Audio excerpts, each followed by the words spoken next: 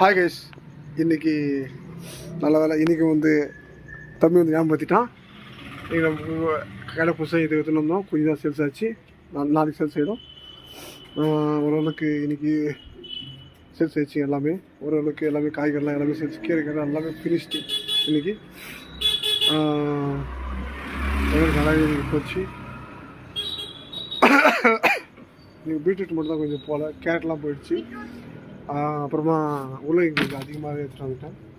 அதனால் கம்மியாக 40 ரூபான்னு போட்டேன். இந்த கத்திரிக்காய் கொஞ்சம் வாடி போச்சு.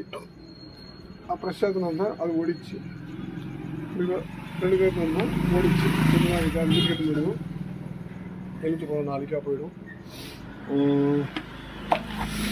ஓரளவுக்கெல்லாம் ஆயிடுச்சு. இன்றைக்கி